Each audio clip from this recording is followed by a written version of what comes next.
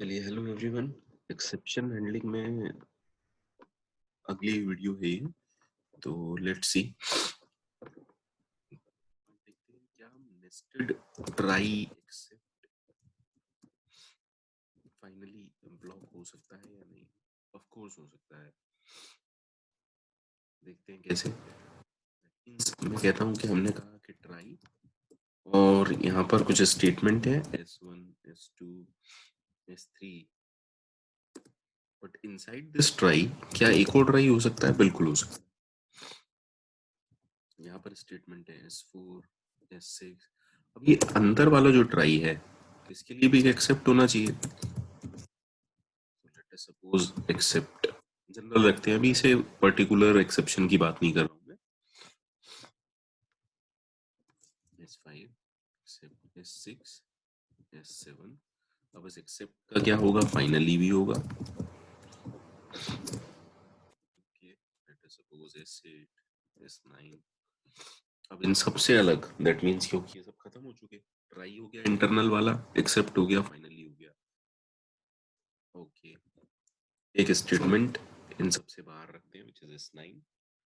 अब बाहर वाले ट्राई के लिए भी कोई एक्सेप्ट हो सकता है? ऑफ कोर्स हो सकता है। उसके लिए हमने कहा एक स्टेटमेंट है स्टेप। अब क्या बाहर वाले ट्राई के लिए फाइनली भी होगा? ऑफ कोर्स होगा। हमने कहा S11 एंड देन फाइनली उनके आउटसाइड भी तो कुछ स्टेटमेंट्स हो सकते हैं। यस, तो बिल्कुल पॉसिबल है ऐसा सिनेरियो पाइथन में। That means you can have nested try except finally. अब क्वेश्चन ये आता है कि why we should use this और S4 और S5 अच्छे से देखें। S4 और S5 इंटरनल ट्राई के अंदर है, तो अगर मैं आपसे पूछूं S4 और S5 ज्यादा रिस्की है, that means is it very risky code, या फिर S1 S2 S3? Actually S1 S2 S3 तो रिस्की कोड है क्योंकि उसने उस पर एक लेवल की एक्सेप्शन हैंडलिंग की है, आप इसे ऐसा समझ सकते हैं। और S4 S5 पर हमने दो लेवल की एक्सेप्शन हैंडलिंग की है। It is very risky code भाई। अगर S4 S5 की बात की जाए, अगर मैं एक बेसिक कॉन्सेप्ट दूं कि इंटरनल वाला जो ट्राई है, मान लेते हैं उसका एक्सेप्ट ने उसे हैंडल नहीं किया, तो कम से कम आउटसाइड वाला तो उसे हैंडल कर ही लेगा। ये बिल्कुल ऐसा ही है जैसे आप दो लेवल की सिक्योरिटी रखते हैं, तीन लेवल की सिक्योरिटी रखते हैं। उम्मीद करता हूँ सबको समझ में आ गया होगा। अगर नहीं आया हो तो मैं रिपीट कर दूंगा, प्लीज डू इन्फॉर्म मी। अब जरा इसी को हम देखते हैं कि व्हाट आर डिफरेंट केसेस, अगर मैंने कहा case one, if there is no exception, अगर कोई एक्सेप्शन नहीं है, then what is the flow of the program? Simple, S1 S2 S3 S4 S5 S6 S7 S8 S9 या 6 7 होंगे? बिल्कुल भी नहीं। देखिए, क्योंकि एक्सेप्ट ब्लॉक तभी रन करता है जब करस्पॉन्डिंग ट्राई ब्लॉक में एक्सेप्शन हो। That means we can say 1 2 3 4 5। Do let me know, क्या 6 7 होंगे? बिल्कुल भी नहीं सर। 8 और 9 ऑफ कोर्स होंगे। 8 और 9 ऑफ कोर्स होंगे क्योंकि तो फाइनली ब्लॉक के अंदर है। थोड़ी सी काउंटिंग मिस्टेक हो गई है। इसे 10 कर लेता हूँ, इसे 11 कर लेता हूँ, इसे 12 कर लेता हूँ, और इसे कर लेता हूँ 13। कोई बड़ी बात नहीं है। लेट्स सपोज, तो हमने कहा 1 2 3 4 5, देन 8 9, और 10 तो करेगा ही करेगा।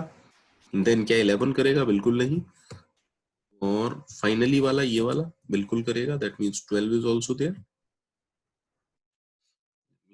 12 इज ऑल्सो देयर। बेसिकली 6 7 और 11 नहीं होंगे, एंड 13 इज ऑल्सो देयर। चलिए, हमने कहा अब केस 2 देखते हैं। If I say case 2 as, if there is an exception at statement number 2, exception at statement number 3 कर लेते हैं या 1 कर लेते हैं, जैसी आपकी इच्छा हो, 2 कर लीजिए। अगर एक एक्सेप्शन है कहां पर, स्टेटमेंट 2 पर, तो देखिए स्टेटमेंट 2 है बाहर वाले ट्राई के अंदर, स्टेटमेंट 2 है बाहर वाले ट्राई के अंदर, ठीक है। मान लेते हैं इस एक्सेप्ट का एक नाम रख लेते हैं ABC, और इस एक्सेप्ट का भी एक नाम रख लेते हैं XYZ। तो अभी मैं कह रहा हूं कि अगर एक एक्सेप्शन आया और उस एक्सेप्शन का टाइप क्या है, ABC, एक्सेप्शन का टाइप क्या है, ABC, ठीक है, ओके।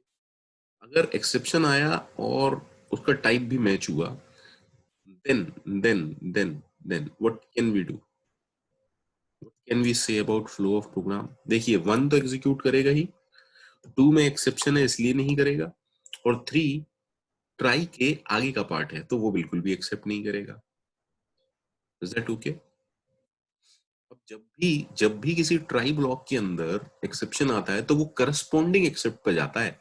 तो देखिए भैया, अच्छे से समझिएगा इस बात को, ये है आपका आपका जो ट्राई ब्लॉक है वो ये वाला है, और उसके करस्पॉन्डिंग एक्सेप्ट ये वाला है,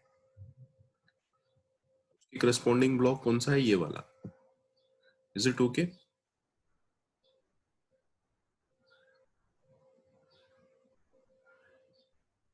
दैट मीन्स सीधे S2 के बाद कहां पर आएंगे हम, सीधे S2 के बाद हम कहां पर आएंगे, S2 के बाद सीधे हम आएंगे 11 पर। अब उसका फाइनली चलेगा ही चलेगा, then we got 13, then normal program termination. कोई दिक्कत हो तो बताइएगा जरूर, सो दैट कि हम आगे डिस्कस कर पाए इस पॉइंट को। अब आते हैं केस 3 पर। हमने कहा केस 3 कह रहे हैं कि स्टेटमेंट 2 पर ही एक्सेप्शन आया, लेकिन एक्सेप्शन का जो टाइप है वो है एक्स एक्स या वाई वाई वाई, वो है एक्स वाई वाई वाई। अगर एक्सेप्शन आया है तो वाई वाई वाई के लिए तो हमने हैंडलिंग की ही नहीं है, तो एक चीज कंफर्म है कि अब नॉर्मल प्रोग्राम टर्मिनेशन होगा। अब देखिए एक्सेप्शन आया है फिर से इस वाले ट्राई में, कौन से नंबर पे आया है, 2 पर, तो 1 तो चलेगा ही। अब ट्राई के बाद एक्सेप्ट पे जाता है लेकिन एक्सेप्ट है नहीं, फाइनली हमेशा एग्जीक्यूट करेगा, तो 1 के बाद सीधे कौन सा स्टेटमेंट चलेगा, 12। और क्योंकि हमने हैंडलिंग नहीं की तो 13 चलेगा नहीं, और फिर क्या होगा, एबनॉर्मल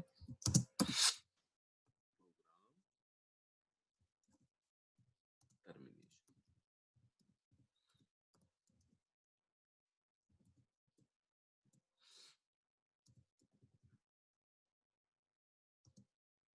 अब केस 4 कर लेते हैं। हमने कहा एक्सेप्शन आया स्टेटमेंट नंबर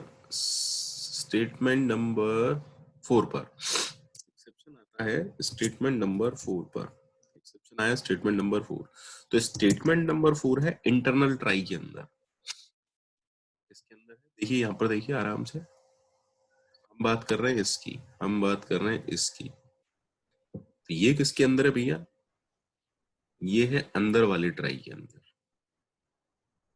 ठीक है। तो बाहर वाला ट्राई पूरा चल गया, हमने कहा बाहर वाला ट्राई तो पूरा चल गया, that means statement 1, statement 2, statement 3 को तो कोई रोक ही नहीं सकता, वो तो चल गए हैं, ठीक है। अब जब अंदर वाले ट्राई के अंदर एक्सेप्शन आया है, और मान लेते हैं कि वो एक्सेप्शन का टाइप क्या है, ABC, तो अगर ABC टाइप का है तो ये स्टेटमेंट चलेंगे ही चलेंगे, दैट मीन्स स्टेटमेंट नंबर 6 चलेगा, कौन सा चलेगा, स्टेटमेंट नंबर 6 चलेगा, देन स्टेटमेंट नंबर 6 तो चलेगा ही चलेगा,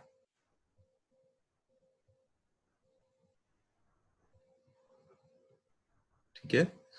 स्टेटमेंट नंबर 6 तो चलेगा ही चलेगा, उसमें हम कुछ नहीं कर सकते।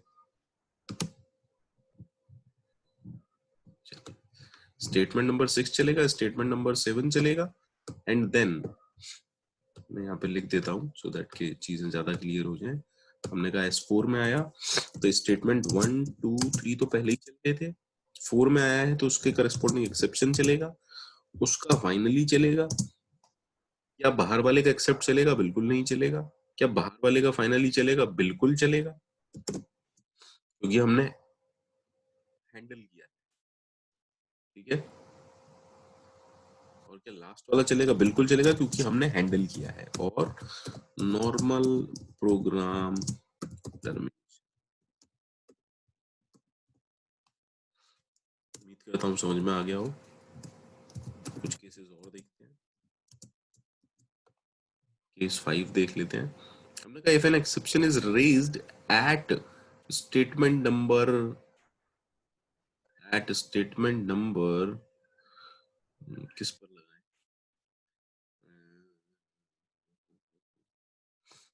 चलिए मान लेते हैं 6 पे आया, स्टेटमेंट नंबर 6 पर आया। अब स्टेटमेंट नंबर 6 किसके अंदर है? एक्सेप्ट के अंदर। प्लीज ऐसा कभी ना समझा करें कि इसमें कैसे आएगा एरर, एक्सेप्ट चलेगा नहीं चलेगा। मान लेते हैं पहले कोई ट्राई चला, उसके बाद इसमें आए हम। तो हम ये बात कर रहे हैं कि अगर स्टेटमेंट नंबर 6 में एक्सेप्शन आता है और करस्पॉन्डिंग ब्लॉक मैच भी होता है, कहानी ये है कि नॉर्मल टर्मिनेशन होगा या एबनॉर्मल टर्मिनेशन होगा। भाई मैं कह रहा हूं कि पहले स्टेटमेंट नंबर 4 में एक्सेप्शन आया, और उसके बाद क्योंकि उसका एक्सेप्ट चलेगा, मान लेते हैं 6 में भी एक्सेप्शन आया, मान लेते हैं 6 में भी एक्सेप्शन आया, then what can we do?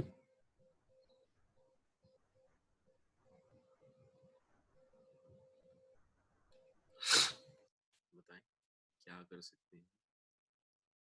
अगर अगर यहाँ पर XYZ नहीं है, देखिए समझिएगा बात को, अगर यहाँ पर XYZ नहीं है, तो क्योंकि मैं कह रहा हूं कि स्टेटमेंट नंबर 6 में एक्सेप्शन आया, तो स्टेटमेंट नंबर 6 से यहाँ पर एक्सेप्ट के अंदर, लेकिन ये सब खुद भी तो ट्राई के अंदर है, ये सब खुद भी तो ट्राई के अंदर है। मैंने कहा पहले स्टेटमेंट नंबर 4 में एक्सेप्शन आया, दैट मींस 1 2 3 तो चल चुके, 4 पे एक्सेप्शन है तो 5 चलेगा नहीं।